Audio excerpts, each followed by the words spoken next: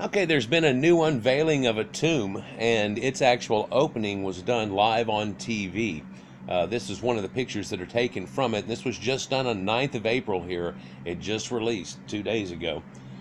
Josh Gates, who has been on a few different TV shows that are showing a lot of different, ancient alien type things and ancient people. For a while, he was chasing down monsters and crazy countries and things like that, but he's become quite the celebrity at doing this type of thing. He seems to have found that niche, and it's a wonderful niche that he does have. I really like his personality and the way that he does things, and he shows quite a few things in his videos too that are not well known to a lot of people, so I like it quite a bit. You can see that there's the ISIS sign that's done on this funeral here, and it's a late television opening live on TV of an Egyptian high priest tomb. It certainly did not disappoint people. On Sunday night, an unprecedented live event, the sarcophagus of a 2,500-year-old Egyptian high priest, was opened by intrepid Discovery Channel adventure, television personality, and author Josh Gates and the enigmatic Egyptologist Dr. Zahi Hawass, and it happened on live TV. And they've done a few of these before, but not an unveiling of something like this. The world's first live TV sarcophagus reveal. Now, Expedition Unknown, which is his show, Egypt Live, appeared on April 7th at 8 p.m. Eastern Standard Time on Discovery, and its televised event is the first time an ancient Egyptian sarcophagus has been broadcast live opening. Josh Gates and Chris Jacobs joined Egyptologists Zahi Hawass and Mustafa Warizi in Secretary General of Egypt's Supreme Council of Antiquities, and what was the next step in an effort by Egypt to promote extraordinary archaeological finds, attempting to revive tourism to it after the 2011 uprising against former President Hosni Mubarak. And so that caused a lot of people to not be going in there. There was a lot of dissension and problem going through that. You can see this is somewhat disintegrated here. This is one of the 50 recently discovered mummies belonging to the Ptolemaic era, which is 323 to 30 BC. This one was found at Tuna El Gareb site in Minya. Now, this high priest tomb was discovered in the 1920s about 165 miles south of Cairo in the archaeological site of Al Ghorifa. An antiquities inspector discovered the sarcophagus of a high priest, which led to a necropolis of large chambers, tunnels, and tombs. According to press release by Discovery, the mummy was found alongside a mysterious wax head, which specialists believe might be an exact cast of the priest's face, like a reverse casting, like maybe they had done, they do the death masks, and then maybe they had made it off of this, which specialists have looked at. Now, Discovery also said that the features were so detailed that he could have easily been picked out on the street. So by looking at this mask, it's not the conceptual, idealized, everybody kind of looks the same Egyptian thing, but this actually contained the essence of that person.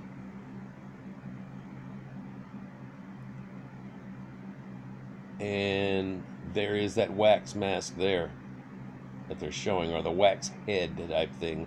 I don't know, to me it looks like it's not done off of a casting in any way. It looks like it's just a carving style. It's too small to have been a casting off of a death mask.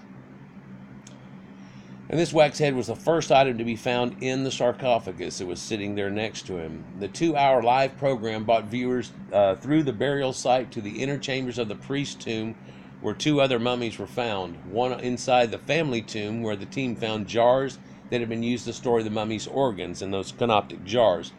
I'm going to try to show some of this, but I know that it's going to get flagged left and right like crazy. I may have to put it up in a little picture up there in the corner, and then talk about it like I'm doing a music reveal video where people watch a video and tell you what they think about the song or something like that, to even get it to pull off.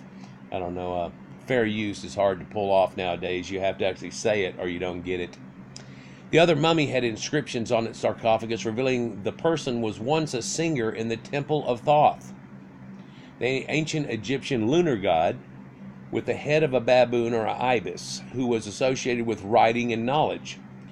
The high priest sarcophagus was decorated with gold banding and artifacts, and he was a great of the 5 priests of Thoth.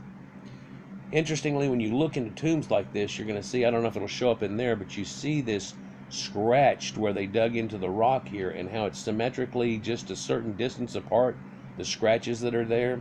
I'm sorry, but I'm going to whip it back up top real quick and show you, because that picture's much better. Look in here and you can see the scratching that's seen in all these old cycloptic building sites.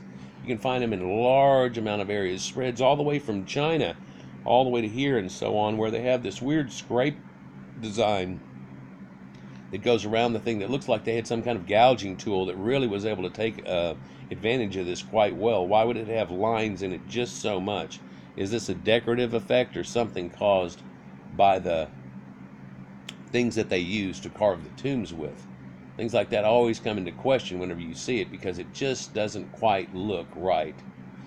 Now, the buried priest, possibly a high priest of Thoth, was found in a massive gold cross laid over his body right here that they show.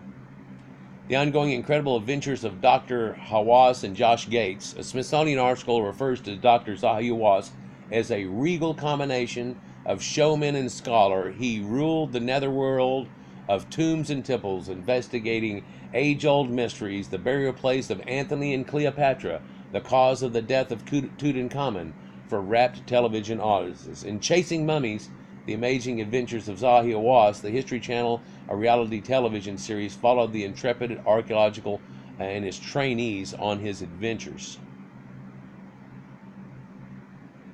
And you can see here him going over other stuff. He seems to be the big figurehead, and there was quite a problem here about 10 years back, but he's back in place again, and now they're allowing a lot more archaeology to take place. But as we do, it keeps revealing these blonde and red-haired mummies and people that aren't really related to the current inhabitants of Egypt, and I think that's what they've been trying to steer away for generation after generation. Besides the dramatic world of television, Dr. Hawass has made a number of discoveries, including the tombs of the pyramid builders at Giza. They found, that they weren't slaves in any way, shape, or form, that it showed it, and they also showed that they had gone on strike, that they were wearing a type of sunblock type stuff made out of red ochre or whatever, their makeup that they used, and the coal around their eyes, and when they ran out of it, they went on strike. Possibly the first strike ever in the history of recorded mankind. And did those Egyptians get whips after them and bust their ass? No, they didn't. They actually made a festival for them and sacrificed a lot of animals, and they got real quickly together and made a whole gigantic batch of coal and the red ochre the sunblock stuff for them to use so they could go back to building the pyramids. There was no anger from the Egyptians, almost an apology, and it continued from there, and they went back to it. So now the tomb of the pyramid builders at Giza and the Valley of the Golden Mummies at Bahariya oasis that he had found. He also discovered 2 Old Kingdom pyramids, one near the Great Pyramid of Khufu at Giza, the other belonging to a queen of King Teti at Saqqara.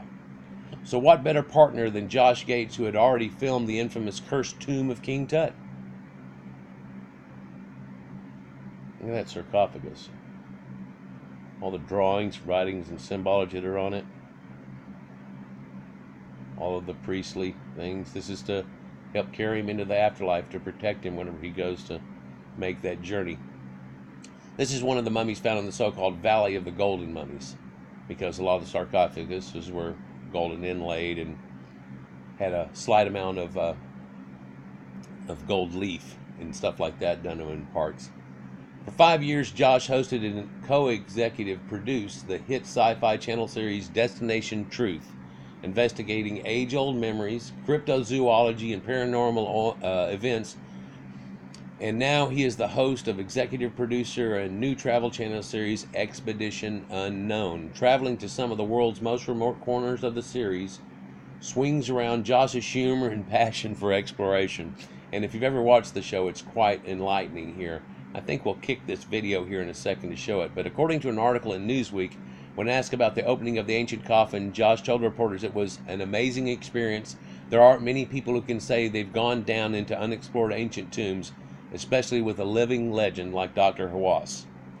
So let's look at this here if we can real quick, see if it'll even pop and show up, or is it just a picture?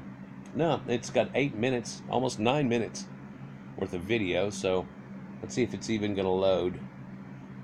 I doubt it will.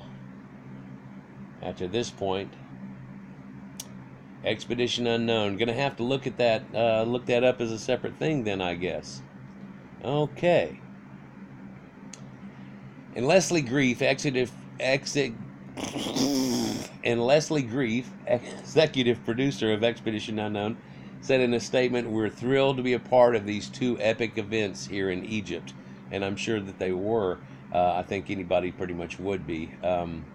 Yeah, so this video is not going to show. I'm not going to be able to show you this part of it. And so there we go. I'm going to have to make another video on it, and I hope it doesn't get flagged right off the bat. I'll have to do it in little sections and pieces and pull it into a picture like this. But yeah, so yeah, quite interesting that they found these. And quite interesting that they're opening them up in front of public and stuff and doing a live opening. They had done this a couple of years ago with a few other events, and some of those panned out to be not really that exciting at all. And you know, the one where they were doing up the shaft and stuff seemed to have wasted a few hours of my life. And I did like the presentation of it, though. They had the pyramids lit. They were out front talking about it, then they went in and did their thing. You know, it was quite exciting to watch, and I would like them to further up that endeavor and try to go through that secondary block and just see what goes there. At one point, you're going to be able to see a slight amount of daylight between some rocks, and if you come out to the surface, if you pulled back one rock, bam, there's the shaft that goes all the way down and into there. And it's what I definitely firmly believe, that that shaft supposedly goes all the way out. No one has ever verified that. It seems to go up that way and where it exactly aims, but anyhow. Like, share, and subscribe, guys. And I will get a vid out on this exactly as itself. This is, I guess, just a little bit more of a teaser then. Peace!